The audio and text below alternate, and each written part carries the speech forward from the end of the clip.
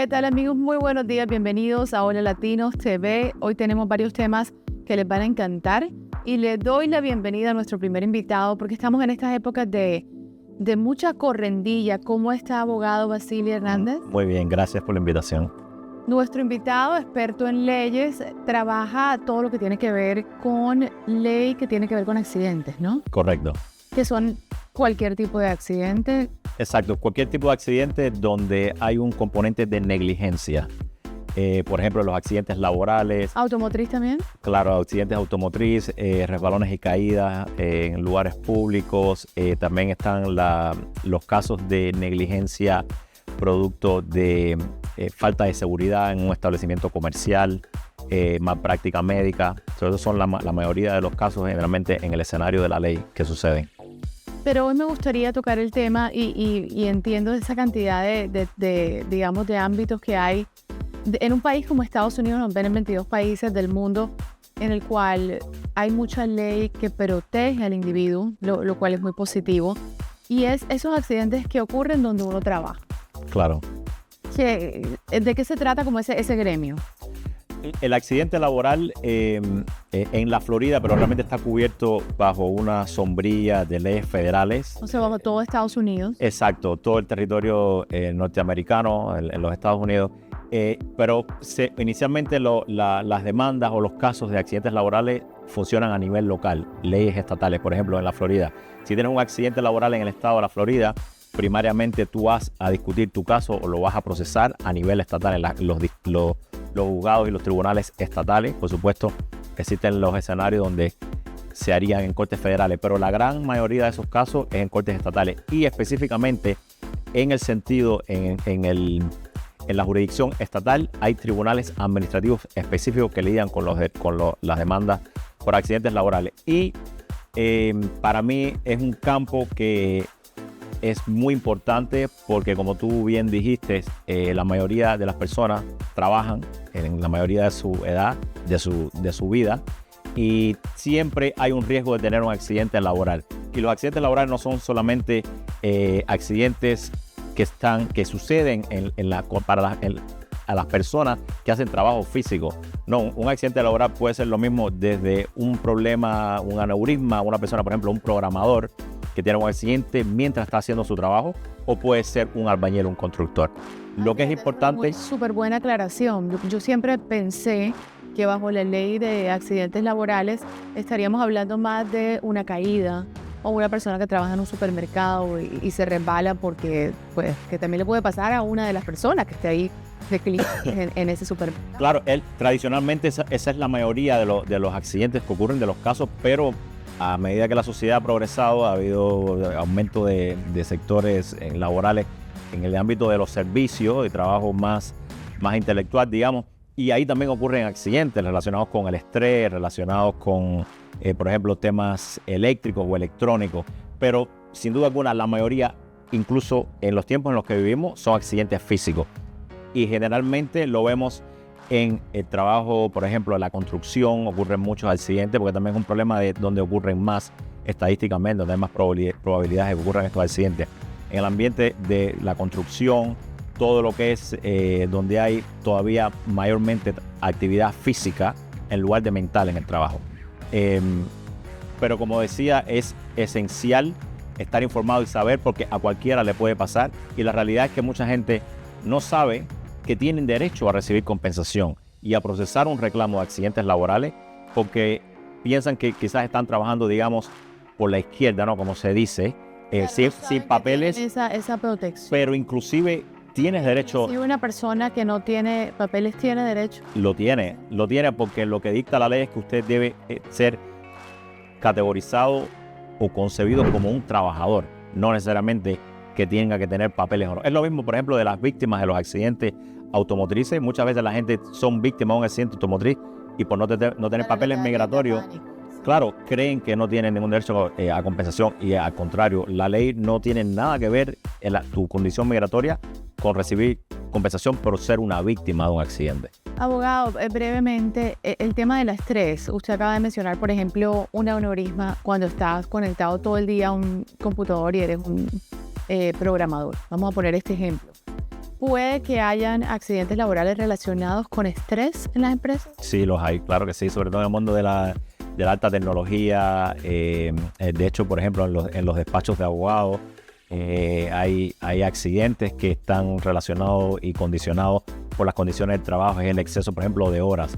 Y lo que pasa es que muchas veces esas demandas no se hacen porque rápidamente las compañías ofrecen paquetes de compensación de inmediato y las personas prefieren tomar esa compensación de inmediato sin necesariamente poner una demanda formal y empezar el proceso del reclamo de compensación laboral, cosa que no ocurre a los otros trabajadores en los otros tipos de accidentes, como en la construcción. Ahí generalmente tienes que buscarte un abogado para protegerte porque los empleadores son mucho más agresivos y por ende los empleados son más vulnerables a no ser realmente tratados de acuerdo a lo que la ley justamente les otorga.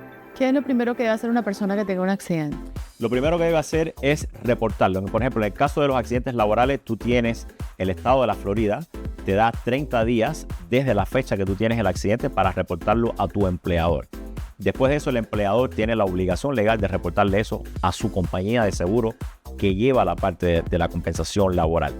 Después de ahí, tú tienes un periodo de 2 años donde te da el derecho de poner esa demanda en la corte, en el tribunal y procesarla. Pero lo primero que debes hacer siempre es reportarle el accidente y después buscarte un abogado. ¿Y por qué reportar el accidente? Que parece obvio, pero en realidad muchas veces no lo es. Los trabajadores a veces, por falta de información, porque a veces las lesiones no salen de inmediato, sino que toman varios días o hasta semanas en salir, no los reportan.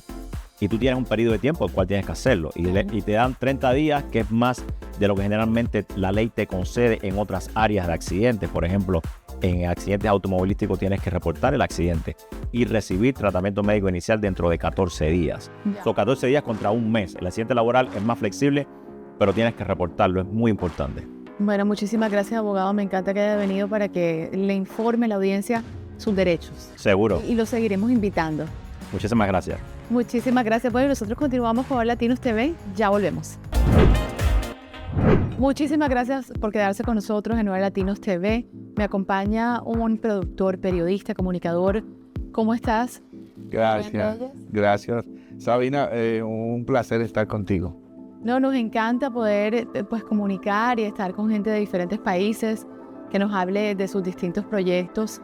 Y Rubén, llevas una trayectoria muy larga, de mucho tiempo en este mundo de las comunicaciones. Háblanos un poco de ti. Sí, mira, empecé muy joven. Yo soy locutor de profesión.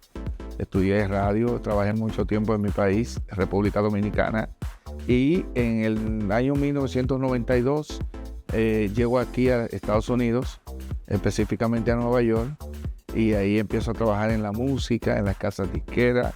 Y estudio, era un presentador, fui un presentador de nightclubes.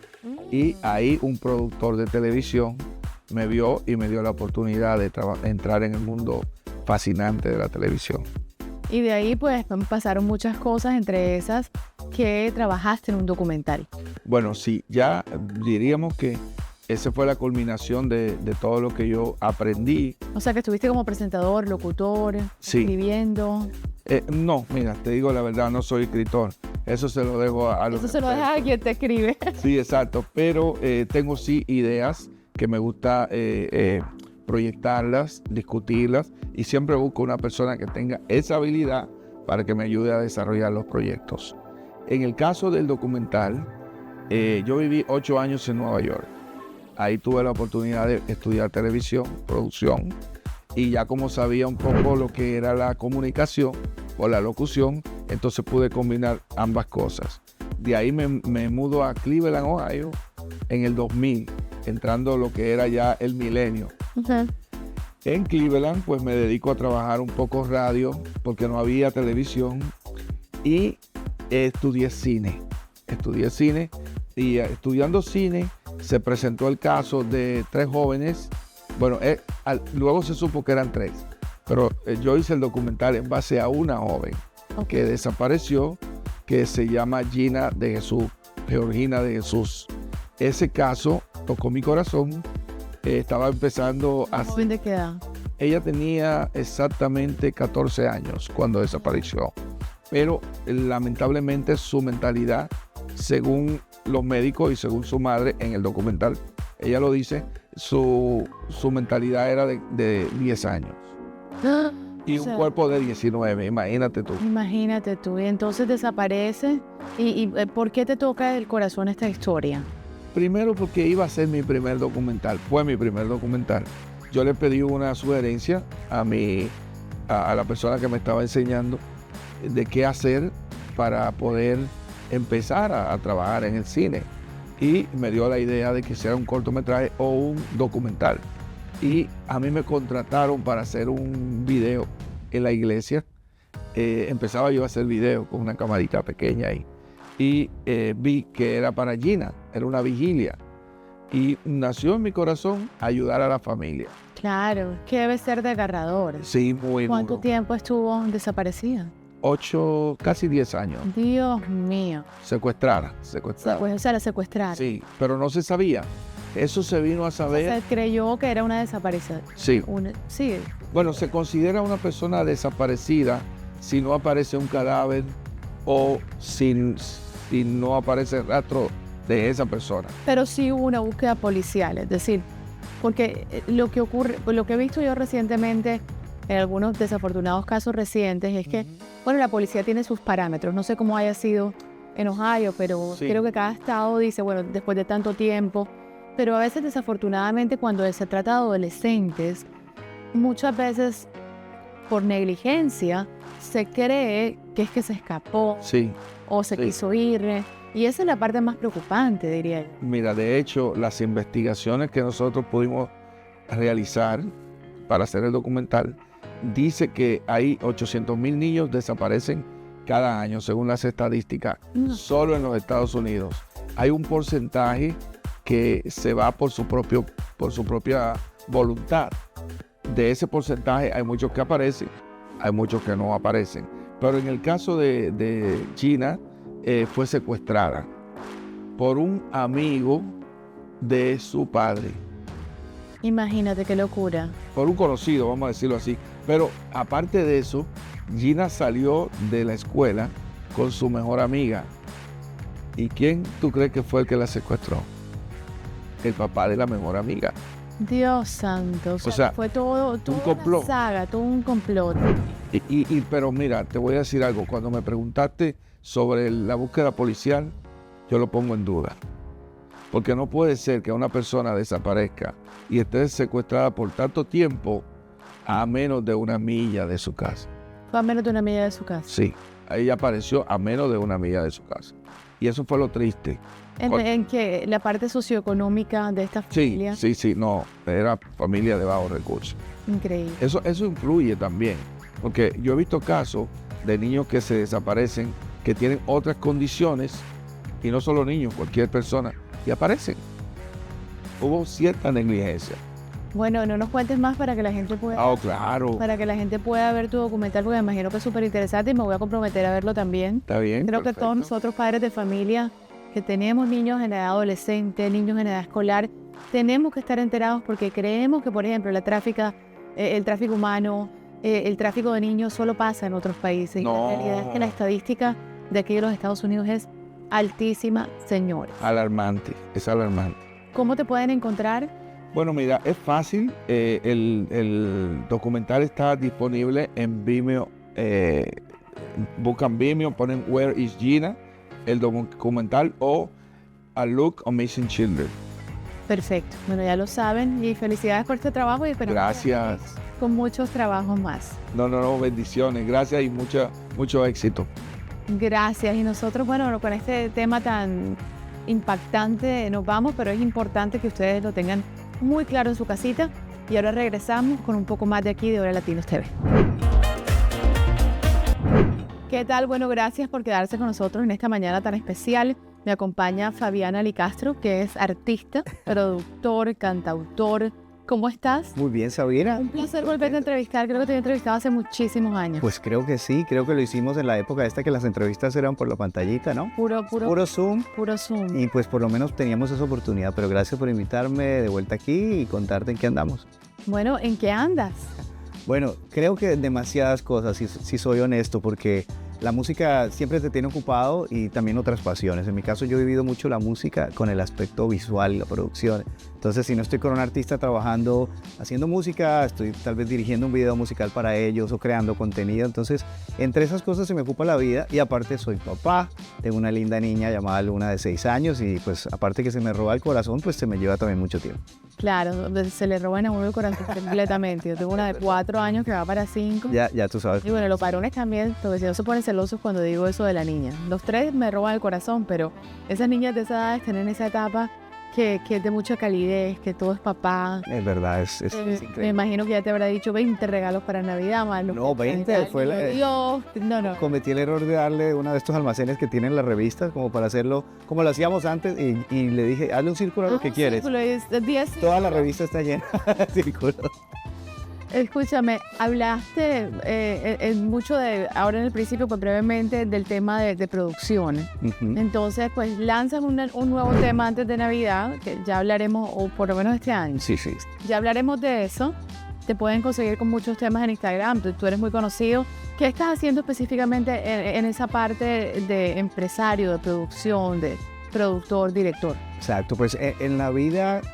Uno no es solo una cosa, yo pienso que uno puede ponerse varios sombreros y seguir un poco lo que le pide el destino, lo que te pide el camino y sobre todo en el caso mío no me quiero encasillar nunca y soy creativo y la creatividad me va pidiendo en cada etapa de mi vida cosas diferentes. En una época estuve dedicado 100% solo a hacer música, pero la misma música me llevó a algo que había estudiado en Cali, yo soy de Cali, Colombia, y es la parte de la producción, las cámaras. Entonces tengo una empresa aquí en Miami ya hace varios años y he tenido la fortuna de que con esa empresa hemos trabajado con nombres grandes de la música, conocidísimos, en cosas de contenido, giras, entrevistas, videos musicales. Entonces eso es algo que muy orgullosamente me complementa a mi carrera y qué mejor que también trabajar mis propias canciones, mis propios videos, mis propios cuentos que me invento con mi propia empresa. Entonces es una combinación que me llena mucho porque creativamente es como se cierra el círculo de hacer música y la música no es solo música, ahorita se convierte en un aspecto visual. Claro, y ser protagonista pues en diferentes ámbitos, pues detrás de cámaras, frente a cámaras.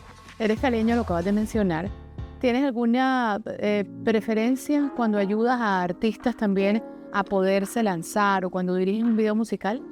¿Musicalmente? En esa parte, al entender el aspecto musical, pues porque yo soy músico desde los 5 años, siempre trato de trabajar con talento, o ser honesto, decir, mira, esta canción te lo puede meter todo el dinero del mundo, pero yo creo que si no está bien desde el principio el aspecto musical, que yo creo fielmente en eso, tal vez, ¿para qué hacer un video algo que es como un edificio que está todavía chueco? ¿Por qué no volvemos o si quieres yo te ayudo en el estudio, terminemos la música y ahí complementemos el aspecto visual? Entonces creo que es básicamente algo donde uno pueda desde el principio ver que puede crecer en algo y hacer que la canción sea algo grande. Todos queremos hacer un buen trabajo y si alguien viene a ti tratando de que tú lo ayudes, a veces incluso he tenido oportunidades donde he escrito la canción, he hecho la producción musical, desde los instrumentos, la mezcla, la grabación y he terminado haciendo la parte audiovisual. Es como coger un bebé que no existía y graduarlo, ¿no? Entonces también es muy bonito ese proceso. Y ya cuando estás pues tú frente a cámara, cuando estás componiendo, me imagino que tomas como otro camino, tendrás otro proceso creativo. Exacto, sí, en el caso mío que gracias a Dios he podido escribir todas las canciones que he sacado de mis discos. Yo estuve varios discos con Sony, después he sacado muchos sencillos por mi lado. Pues sí, siempre fue ese niño chiquito que cuando soñaba con escribir música y sacarla y poder compartirle al mundo las historias, porque al final de cuentas uno es un cuentacuentos, ¿no? Uno está siempre echando historias, a veces son chistosas, a veces son profundas, pero es como esa necesidad de contar al mundo y siempre mantenerlo dentro de todo lo más puro a tu esencia, ¿no? Siempre ha sido un poco ese mi rollo. ¿Y estás trabajando en nuevo tema? Sí, tengo un tema nuevo que viene por ahí y precisamente tiene que ver mucho, yo sé que esto lo ven en Colombia. ¿Ya puedes revelar un poco? Sí, que exclusiva, no sé, se llama sí. Mi Lugar. Me encantan las exclusivas, Mi Lugar. ¿Y tu lugar cuál es? Mi lugar es cerca de la familia, mi lugar es cerca de mis colombianos, mi lugar es cerca de mis padres, a disfrutar, a compartir, a una buena cena, un buen vino, una buena guitarra, una buena bohemia. ¿Esa es la guitarra? Por ahí la tengo, ahí está. Así que, sí, bueno, si quieres compartirnos un poquito. Podemos tocar como un medio principio de la canción, sí, pero bien poquito porque no puedo. Bien poquito porque no se ha lanzado, pero mire, aquí lo tienen en exclusivo, en primicia. Y para que vean que tiene que ver mucho con la tierra, con las cosas que nos enseñaron desde niños, desde algo así más o menos. Desde pequeñito a mí me enseñaron que lo mejor es llegar temprano que las distancias se hacen cortas si tienes alas para volar. Que ser el primero no es lo importante, sino mirar siempre para adelante, bien derechito y sin confiarse, pues no hay atajos en esta vida. Vamos a dejarlo por ahí. ¡Qué bonito! Tiene como un aire vallenato por ahí, ¿sabes? Tiene una fusión musical muy interesante. ¿Dónde te pueden encontrar las personas que no te están siguiendo en este momento? ¿En qué redes estás? Bueno, en todas, principalmente me encuentran con mi nombre artístico, que realmente es mi apellido, Ali Castro, así, una sola palabra, Ali Castro. En el Instagram está con mi nombre, Fabián Ali Castro, pero ponen Ali Castro en YouTube, pueden ver un montón de videos que hemos hecho, incluso un video hace muchos años con la linda Natalia París, que le hicimos en Bogotá. Tengo videos en varios, que he tenido varios lugares donde he podido grabarlos y les recomiendo mucho que se den la pasadita por ahí para yo poderlos conocer y contestarles. Muchísimas gracias, Fabián, te agradecemos mucho y esperamos pues seguir continuando con tu carrera y trayéndoles a ustedes, los televidentes de nuestra tele internacional, todos tus éxitos. Gracias, Sabina, un gusto estar aquí contigo, para ti y para todos los que nos ven. Muchísimas gracias. Bueno, ustedes ya saben, nos vamos, pero el sábado entrante volvemos con muchísima más información y personajes aquí en Nueva Latinos TV.